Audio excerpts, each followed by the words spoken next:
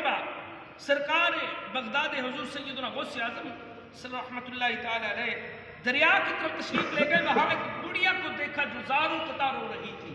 ایک بڑھیا تھی, دریا کے کنارے تشریف لائے تو زاروں قطار رو رہی تھی. کسی نے عرض کی حضور یہ بڑھیا ہے, ہر روز آتی ہے اس دریا کے کنارے پہ, رو رو کے چلی جاتی ہے, گریہ زاری کرتی ہے, بڑا زاروں قطار ہوتی ہے. تو حضرت سیدنا غوث اعظم نے وجہ پوچھی, کیا وجہ, کیوں روتی ہے؟ تو وہ کہنے لگا کہ حضور یہ بات ہے کہ کم از کم 12 سال کا عرصہ گزر گیا ہے. اس نے ایک بیٹے کی شادی کی تھی تو وہ اس کی برات لے کے آ رہی تھی, تو پھر یوں ہوا کہ کشتی جس میں تھی وہ الٹی بیڑی, تو پھر وہ برات ساری اس دریا کے اندر غرق ہو گئی. اور 12 سال ہو گئے ہیں, اس کا غم ابھی تک رکا نہیں ہے. آتی ہے اس دریا کے کنارے پہ, رو کے پھر چلی جاتی ہے, آتی ہے رو کے پھر چلی جاتی ہے, ہر روز آتی ہے. یہ صدمہ بڑا ہے, برداشت نہیں کر سکتی, روز آتی اسی کنارے پہ رو رو کے چلی جاتی ہے. تو حضرت سیدنا غوث اعظم نے سارا ماجرا سنا تو اللہ کی بارگاہ میں ہاتھ اٹھا دیا, مولا کرم نوازی فرما دے, کرم نوازی فرما دے. یہ بات کہنا تھی, تھوڑی دیر ہو گئی, زہر بیڑا زہر نہ ہوا, اثرات نظر نہ آئے. پھر اللہ سے ہم کلام ہوئے, مولا تاخیر کیوں ہے, دیر کیوں ہو رہی ہے, کیا وجہ ہے, رکاوٹ کیوں بڑھ رہی ہے, دعا کر رہے ہیں, یہ اثر کیوں نہیں ہو رہا؟ اللہ نے پھر غیب سے آواز دی, اے میرے پیارے غوث اعظم, اصل میں بات یہ ہے کہ جب ہم نے زمین آسمان بنایا تھا تو 6 دن لگا دیے تھے. اصل میں جب زمین آسمان بنایا تھا 6 دن لگا دیے تھے. اگر ہم کن کہتے تو فیکون وہ بن جاتے, ہمارے اندر کوئی تاخیر نہ ہوتی. اگر ہم صرف کن کہتے زمین اور آسمان بن جاتا, فیکون ہو جاتا, فیکون ہو جاتا. لیکن یہ ہماری قدرت ہے, یہ ہماری قدرت ہے, تو یہ ہم دکھانا چاہتے ہیں, کچھ جلوے ہیں دکھانا چاہتے ہیں.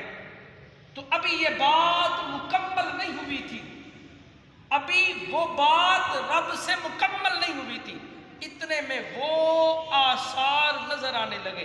اللہ نے فرمایا غوث اعظم 13 سال کا عرصہ ہے, 12 سال کا عرصہ ہے, اب وہ جتنے براتی تھے سب کی ہڈیاں گل چکی ہیں, جانوروں کے پیٹوں میں جا چکی ہیں. وہ جو کشتی تھی, بیڑا تھا, وہ جو ہے ختم ہو چکا ہے, نام و نشان تک نہیں رہا. اب ان کو اکٹھا ہوتا ہوا وقت لگے گا. ابھی یہ بات جاری تھی تو دریا سے وہ بیڑا برات کے ساتھ ایسے زہر ہونے شروع ہو گیا, ایسا تننے لگا. اب دیکھیں سیدنا غوث اعظم کی کرامت دیکھیں. ابھی یہ بات جاری تھی تو یوں سامنے بیڑا آ گیا.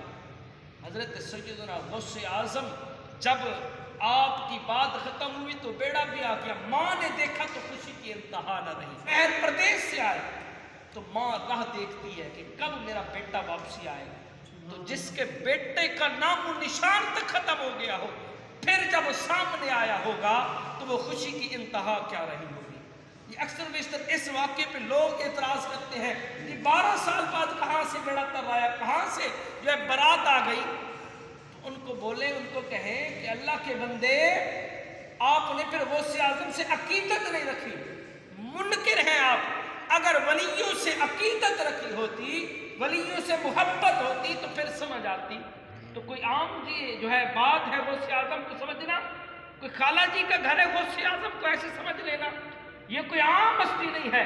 بلکہ سیدنا غوث اعظم فرماتے ہیں, جو شخص میرے مدرسے کے سامنے سے گزر گیا, سامنے سے, مدرسے کے سامنے سے گزرا, قیامت کے دن اللہ کریم اس کو شفاعت قبول فرمائے, اس کی بخشش فرمائے. اب بتائیں, جو مدرسے کے سامنے سے گزرے اللہ کریم اس کی بخشش فرمائے. اور ہم جو یہاں بیٹھے ہیں غوث اعظم کا تذکرہ کرتے ہیں, ہم جو بارہا غوث اعظم کہتے ہیں, ہم جو کہتے ہیں غوث اعظم امداد کن دین دنیا شاد کن, ہم جو بارہا کہتے ہیں, پھر کیا ہماری لاج نہیں رکھی جائے گی؟ وہ تو اتنا کریم ہے, اتنا رحیم ہے, وہ تو اتنا لجپال ہے, وہ تو کرم نوازی بھی فرماتے ہیں, وہ اپنے تو اپنے پرائے پر بھی کرم نوازی فرماتے ہیں. گناہوں کے امراض کی بھی دوا دو, مجھے اب عطا ہو شفا غوث اعظم. گناہوں کے امراض کی بھی دوا دو، مجھے اب عطا ہو شفائے غوث اعظم۔ صلو علی الحبیب صلی اللہ تعالی علیہ وسلم۔ نکالا ہے پہلے تو ڈوبے ہوئوں کو، نکالا ہے پہلے تو ڈوبے ہوئوں کو، اور اب ڈوبتوں کو بچا غوث اعظم، اب ڈوبتوں کو بچا غوث اعظم۔